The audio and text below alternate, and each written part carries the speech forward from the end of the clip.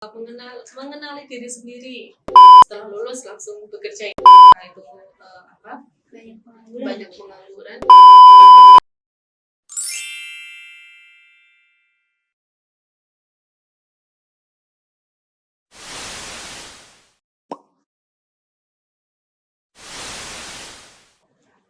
Halo semuanya, kembali lagi bersama kami di PD Podcast DKV. Sebelumnya perkenalkan, saya Chelsea yang akan menemani podcast kali ini. Tentunya ditemani dengan tamu yang amat sangat luar biasa, yaitu Bu Ari.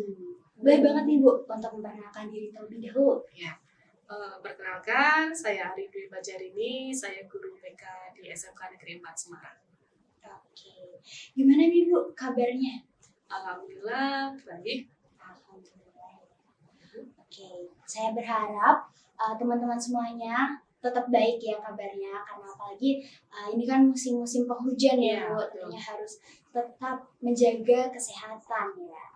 Betul sekali, karena cuaca yang sekarang tidak menentu, banyak penyakit, jadi sebisa mungkin semua harus tetap menjaga kesehatan ya, baik nanti ketika di rumah ataupun di lingkungan sekolah tetap harus menjaga kesehatan dan kebersihan, itu terutama ya Jesse ya.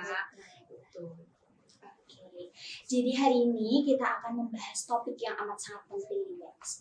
Tentunya ini juga sangat relevan bagi kita sebagai para pelajar SMK, SMA maupun sederajat, yaitu menentukan bagaimana cara kita untuk menentukan masa depan kita dengan BMW. Oke. Sebelumnya nih Bu, ngomong-ngomong ya, kita kan sebagai anak SMK, sekolah menengah kejuruan, atau SMA maupun sederajat, pasti dalam diri sendiri mempunyai sebuah potensi, bakat, dan juga minat. Nah, menurut Bu Ari sendiri nih, bagaimana sih Bu caranya kita untuk menggali sebuah potensi dalam diri kita? Memang setiap anak itu memiliki potensi yang berbeda ya, di mana kita harus tahu nih bakat itu apa dan minat itu apa ya. Bakat itu kan kemampuan yang dimiliki seorang individu ataupun peserta didik ya, terutama kita kan berada di lingkungan sekolah, itu di mana setiap individu memiliki kemampuan yang ada dalam diri ya, gimana cara mengembangkan potensinya yang ada dalam diri, sedangkan minat itu kan keyakinan ataupun kemauan yang dimiliki bisa untuk mengarahkan tujuan dari bakat dan minat itu lebih ke arah yang mana. Jadi mengembangkan potensi yang dimiliki dari individu tersebut. Oke. Tapi dengan hal itu tidak memungkinkan kita buat gak mempunyai bakat dan minat maupun potensi ya Bu ya. Untuk peran terutama nih ya Bu, di kalangan anak SMK nih ya, pasti kan banyak banget tugas kejuruan ataupun kejuruan itu macamnya ada banyak banget nih.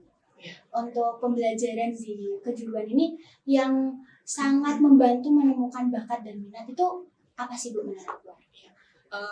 Kalau menurut saya itu kan ada beberapa ini ya, poin-poin lah katakannya. Bagaimana cara kita untuk mengenali bakat yang kita miliki itu, mungkin yang pertama ya kita mengenali diri sendiri ya, dalam arti sejauh mana kita mampu mengenali diri sendiri, tahu kekurangan dan kelebihan dari diri kita ya kan. Terus mungkin yang kedua itu menentukan arah tujuan dari bakat yang kita miliki ya. Kita kan mungkin Jessie punya bakat ya, Jessie kan jelas memiliki tujuan, nanti dari bakat itu Jessie menentukannya ke arah terus mungkin bisa juga mengembangkan kemampuan belajar ya, terus meningkatkan kecerdasan emosional, misal dalam membalas emosi atau stres, itu kan jelas sebagai individu kita harus bisa mengelola ya, jangan sampai dengan kita tidak bisa mengelola emosi nanti malah merugikan diri kita sendiri ya. Ataupun ada juga yang mengembangkan kreativitas diri ya, misal hobi yang dimiliki ya, misalkan anak muda zaman sekarang ya kan banyak sekali tuh hobi-hobinya. Misal Jessie punya hobi masak misal, itu kan bisa dikembangkan dengan kreativitas, mengolah bahan makanan menjadi suatu produk, dan produk itu bisa menghasilkan uang misalnya seperti itu. Jadi ya dengan kita mampu mengembangkan eksplorasi hobi, terus berani mencoba hal-hal baru, lah itu kan ibaratnya pengembangan kemampuan yang kita miliki. Oke, jadi yang terpenting nih ya teman-teman, kita harus mengetahui potensi dalam diri kita sendiri. Kita tuh sebenarnya tuh punya kekurangan apa, punya kelebihan apa, ya tujuannya juga mau ke depannya mau gimana. Terus yang paling penting itu juga kita harus memiliki kepercayaan diri yang tinggi. Wah, itu sangat penting. Ya, ya karena kepercayaan diri itu kan apa ya istilahnya bekal kita, ya bekal kita ke depan akan seperti apa. Kita harus memiliki kepercayaan diri yang sangat kuat, seperti itu. Terus Bu, ngomong-ngomong terkait dengan siswa yang untuk masa depannya nanti, misalnya entah itu mau kerja, mau melanjutkan maupun wirausaha. Namun saya sempat baca nih Bu, ada beberapa artikel menjelaskan bahwa terdapat beberapa pengangguran itu merupakan siswa dari lulusan SMK Bu. Itu gimana nih Bu, tanggapan dari Bu? Kalau memang gini, SMK itu kan lebih mengarahnya itu kan setelah lulus langsung bekerja ya. Iya. Nah, tapi untuk di sekarang ini itu kan banyak juga yang siswa kita yang dari SMK itu kuliah, melanjutkan pendidikan. Nah, dari mungkin artikel yang Jesse baca memang dari lulusan SMK itu banyak pengangguran ya. Itu mungkin bisa dilihat dulu ya, dalam arti faktornya ya, misal kan biasanya ada beberapa faktor nih yang mempengaruhi, dalam arti kurangnya banyaknya pengangguran ya. Itu kan mungkin yang pertama kan bisa adanya kurangnya mungkin informasi yang diterima dari peserta didik, misalnya tentang dunia kerja, dunia industri seperti apa. Nah, mungkin juga kurangnya minat ya, bisa juga ya, maksudnya banyaknya keterbatasan sih mungkin yang bisa saya jelaskan itu.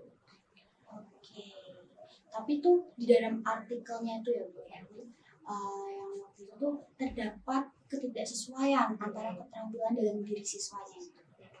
Nah, untuk mencegah hal tersebut nih Bu, berarti kan kita harus punya sebuah keterampilan, sebuah kemampuan, maupun kita harus tahu nih nanti tujuannya mau kerjanya apa, mau melanjutinnya mau gimana. Itu kalau menurut Bu Ari sendiri ada misal ada pesan untuk teman-teman semuanya yang akan melanjutkan tahap selanjutnya nih? Mungkin kalau dari saya pribadi ya, yang pertama itu kalian kan nanti setelah lulus SMK ya, itu kan harus bisa mencari informasi-informasi mengenai dunia industri ya, ataupun bisa kan sekarang banyak tuh informasi-informasi yang kalian bisa dapat di media sosial ataupun di blog-blog pribadi, itu kan banyak sekali. Jadi ya harapannya setelah lulus bisa mencari informasi-informasi pekerjaan yang sesuai dengan minat dari kalian, ataupun mungkin di sekolah itu kan kita punya bidang humas ya. Di situ kan biasanya banyak sekali lowongan pekerjaan yang mungkin bisa kalian dapatkan di mading itu kan itu kan banyak informasi gitu. Berarti kita harus mengenali terlebih dahulu nanti ke depannya tujuannya mau ngapain. Misal mau kerja, bisa nih cari informasi, terutama untuk sosial media itu kan banyak banget informasinya tuh banyak sekali guys. Jadi kalian bisa mencari informasi mulai dari sosial media, mulai dari humas maupun guru-guru yang sekiranya mampu untuk ditanyai dan mampu untuk menjawab pertanyaan kalian. Oke, berarti untuk upaya mengurangi hal tersebut itu tadi ya Bu ya, harus aktif untuk mencari informasi di luar sana, sekali kan. Lalu Bu, untuk karir setelah lulus SMK itu sebenarnya wajib bekerja atau tidak sih? Kalau untuk SMK yang sekarang kan ya tadi yang saya sebutkan itu, maksudnya kadang kan kalau kita lulus SMK udah langsung bisa kerja Iya, nih, betul. sedangkan sebenarnya kita tuh bisa lulus dari SMK bisa melanjutkan ataupun berbeda usaha tadi, ya tergantung dari kemampuan setiap Dalam diri ya. setiap individu itu kan kemampuannya berbeda-beda. Jadi ya kalau menurut saya ya eh, apalagi sekarang itu kan bisa bekerja sambil kuliah, ya kan? Iya, Itu kan salah satu kesempatannya. Jadi ya menurut saya ya bisa uh, kuliah melanjutkan pendidikan itu ya menurut saya dari SMK malah lebih lebih siap. iya, lebih siap. Apalagi kan sebelumnya juga di SMK itu banyak diajarin Iya, praktek-praktek. betul. Jadi tidak menutup kemungkinan buat teman-teman semuanya, semisal dari jurusan SMK, lulusan SMK pastinya bisa banget nih guys, Iya, bisa. mau melanjutkan atau berwirausaha atau bahkan bekerja. Jadi nggak ada patokan buat SMK pasti bekerja, itu bukan itu ya. Iya. Oke Bu, lalu saya ini penasaran nih Bu, pastinya kan Ibu sebagai guru BK sendiri mau menemui sebuah siswa atau siswi pastinya punya kepribadian tersendiri, bakat sendiri yang nantinya mereka tuh pengennya wah aku mau melanjutin ke kejuruan atau setelah SMK ini mau melanjutkan kuliah, udah nentuin nih jurusannya mau apa, Iya. prodinya mau apa. Tapi ada faktor yang menghambat, yaitu keterbatasan, maksudnya kayak mungkin kurang mampu gitu. Gimana nih Bu, kalau semisal dengan hal tersebut? Ya, memang ada beberapa ya yang saya temui itu ada anak yang minat melanjutkan pendidikan, tapi ada beberapa faktor yang saya sebutkan ya kurangnya, maaf ekonomi yang kurang. Nah, mungkin dari saya itu ada beberapa faktor, maaf ada beberapa yang katakanlah bisa menjadi solusi ya. Itu mungkin yang pertama, kalian bisa kuliah sambil bekerja, itu kan salah satu solusinya, ataupun mencari kuliah dengan beasiswa ya. Sekarang banyak sekali dari universitas atau perguruan yang ada beasiswa kampus. Terus yang ketiga, nah solusi yang ketiga mungkin bisa kan kalian Jesse inginnya lanjut kuliah di mana? Maunya di Undip. Oh, berarti masih di Semarang ya. Iya. Jadi kan tidak perlu kos. Iya. Jadi tidak ada biaya tambahan gitu. Maksudnya biaya hidup tambahan. Nah, itu mungkin tiga solusi yang mungkin bisa untuk sedikit motivasi kalau bahwasanya ada kalian bisa kuliah sambil bekerja, kuliah dengan beasiswa, dan ketiga mungkin kuliah tanpa kos, jadi tidak ada tambahan biaya. Menurut saya itu. Apalagi untuk era zaman sekarang ini kan digitalnya tuh informasinya dari digital, sosmed, pastinya beasiswa pun juga banyak ya info dari media sosial. Jadi teman-teman bisa banget cobain cari informasi terkait beasiswa dari universitas tersendiri. Untuk anak-anak nih Bu yang lulusan dari SMK, pasti kan ini kan kita juga lulusannya dari era digital nih Bu. Tentunya mempunyai tantangan terkait hal tersebut. Lalu gimana nih Bu solusi untuk menanggulangi hal tersebut? Mungkin dari kemajuan digital yang semakin pesat banget ya, dan itu mungkin katakanlah kalian ya jelas satu harus lebih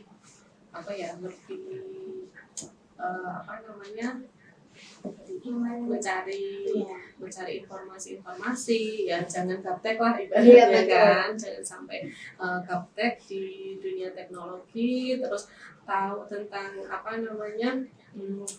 perubahan teknologi ya. Jelas setiap tahun kan kita teknologinya semakin berkembang, semakin maju. Nah itu baiknya sering-sering mengikuti gitu. gitu, maksudnya mengikuti perkembangan dari teknologi yang semakin pesat itu. Oke, berarti kita harus lebih up to date ya, gimana sih perkembangan di era zaman sekarang agar nggak ketinggalan zaman juga nih teman-teman. Iya, lalu untuk strategi apa sih Bu yang perlu dipersiapkan untuk menggali potensi, lalu mengenali diri sendiri dan juga cara biar kita tuh bisa tahu nih nanti karir kita ke depannya gimana, terus mengambil hal ke depannya itu biar menjadi lebih baik Bu. Strategi yang perlu diperhatikan tuh gimana nih? Ya mungkin yang pertama itu dari strategi belajar ya, di mana kita harus benar-benar bisa mengembangkan potensi belajar kita. Terus yang kedua mungkin adanya pengembangan diri, di mana kita harus lebih percaya diri ketika mengambil suatu keputusan. Terus pengembangan kita bersosial, dalam arti sebagai individu kan kita harus bisa berinteraksi sosial dengan lingkungan. Jadi jangan sampai kita istilahnya introvert ya, harus benar-benar introvert, harus benar-benar mau bersosialisasi. Terus yang kedua mungkin yang selanjutnya yaitu tadi mampu strategi yang selanjutnya mampu mengenali kemajuan teknologi yang di zaman yang sekarang ini gitu.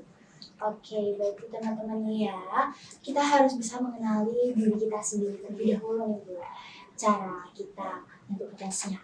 Kita punya potensi apa aja sih, lalu tujuan kita untuk kedepannya itu bagaimana, entah itu mau bekerja, melanjutkan maupun berwirausaha.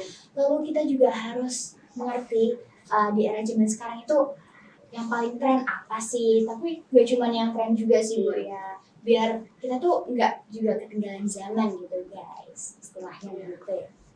Oke, terima kasih banyak teman-teman semuanya karena telah memberikan kesempatan bagi kita atau telah mendengarkan podcast kali ini. Semoga pesan dari Bu Ari dapat bermanfaat buat teman-teman kita semuanya.